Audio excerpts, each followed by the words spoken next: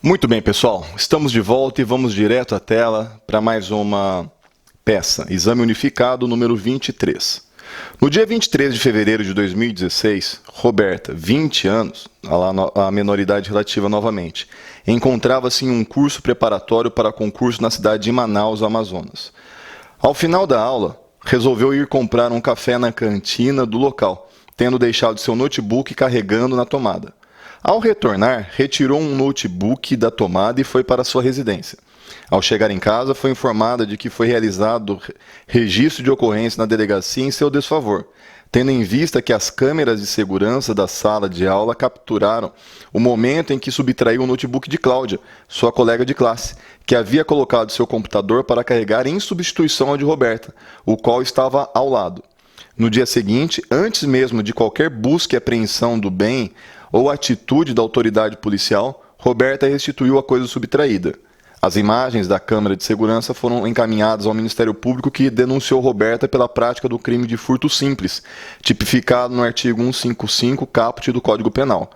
O Ministério Público deixou de oferecer proposta de suspensão condicional do processo, destacando que o delito de furto não é de menor potencial ofensivo, não se sujeitando à aplicação da Lei 9.099, tendo a defesa se insurgido. Recebida a denúncia, durante a instrução, foi ouvida Cláudia, que confirmou ter deixado seu notebook acoplado à tomada, mas que Roberto subtraíra, somente havendo restituição do bem com a descoberta dos agentes da lei. Também foram ouvidos os funcionários do curso preparatório, que disseram ter identificado a autoria a partir das câmeras de segurança. Roberta, em seu interrogatório, confirma os fatos, mas esclarece que acreditava que o notebook subtraído era seu, e por isso levara-o para casa. Foi juntada a folha de antecedentes criminais da ré, sem qualquer outra anotação. O laudo de avaliação do bem subtraído, que constatou seu valor de R$3.000, e o CD com as imagens captadas pela câmera de segurança. O Ministério Público, em sua manifestação derradeira, requereu a condenação da ré nos termos da denúncia. Você, como advogado de Roberta, é intimado ou intimada no dia 24 de agosto de 2016, quarta-feira, sendo o dia seguinte o último em todo o país, bem como todos os dias da semana seguinte, exceto sábado e domingo. Considerando apenas as informações narradas, na condição de advogado de Roberta, redige a peça jurídica cabível, diferente de habeas corpus, apresentando todas as teses jurídicas pertinentes. A peça deverá ser datada no último dia do prazo para interposição. Observação: o examinando deve indicar todos os fundamentos e dispositivos legais cabíveis. A mera citação do dispositivo legal não confere pontuação. Pessoal, vem aqui comigo. Veja você, a nossa cliente, ela está num curso preparatório, por isso que curso preparatório pela internet é bem melhor, não ocorrem essas situações. E nesse curso preparatório, a hora que acaba a aula, ela deixa um notebook dela carregando na tomada, ela vai até a cantina, compra um café, e a hora que ela volta, ela pega aquele que ela acreditava ser o seu notebook e leva embora. Aqui, gente, nós estamos diante do quê? De um erro de tipo.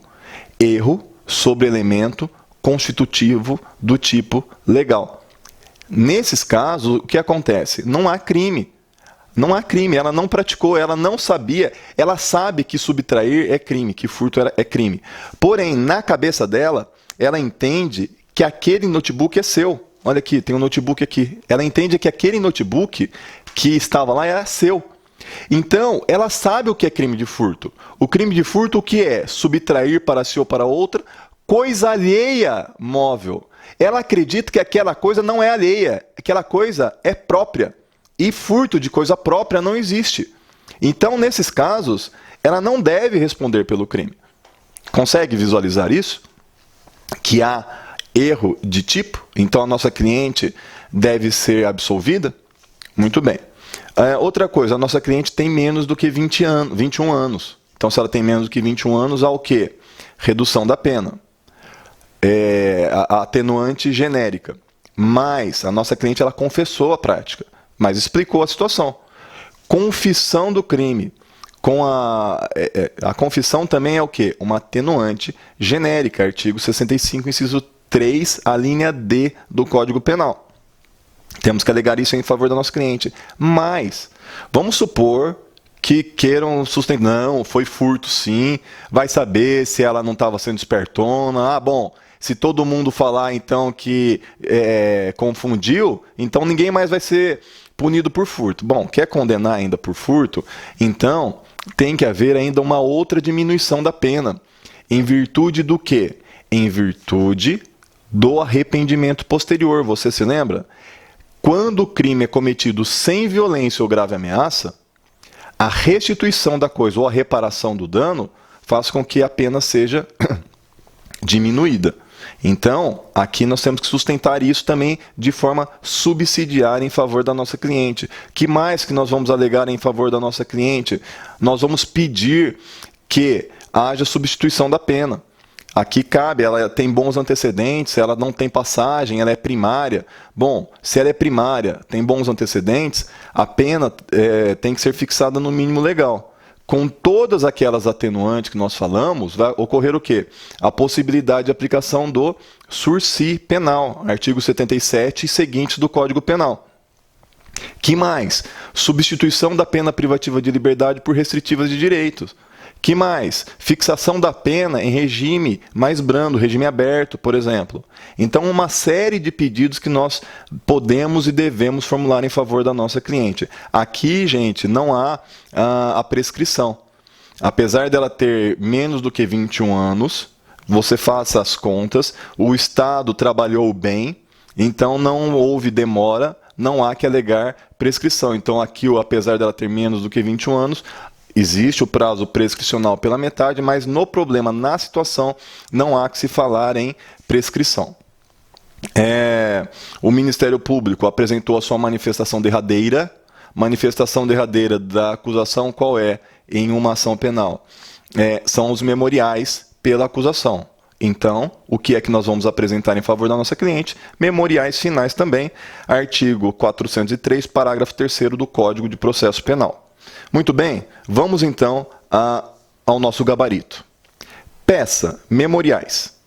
Fundamentação, artigo 403, parágrafo 3º do Código de Processo Penal.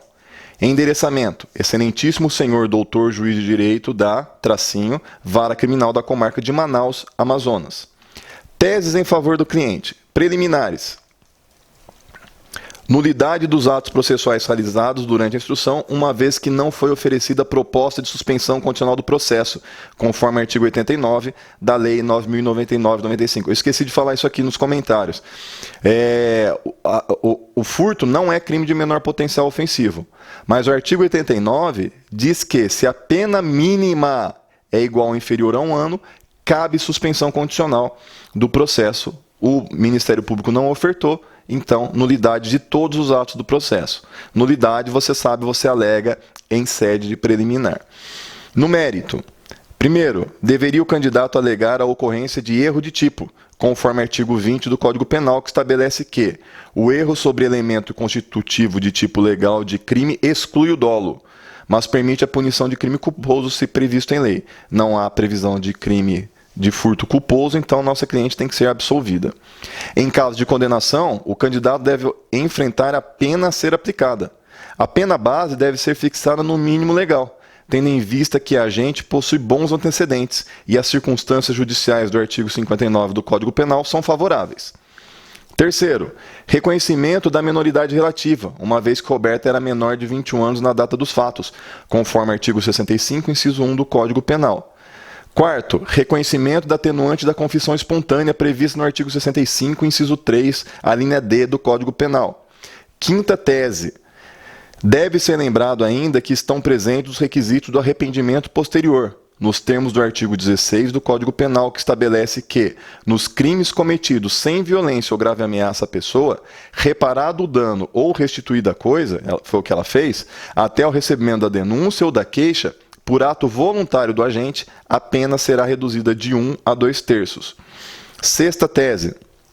Em caso de aplicação de pena privativa de liberdade, deveria ser requerida a substituição desta por restritiva de direito, pois preenchidos os requisitos do artigo 44 do Código Penal.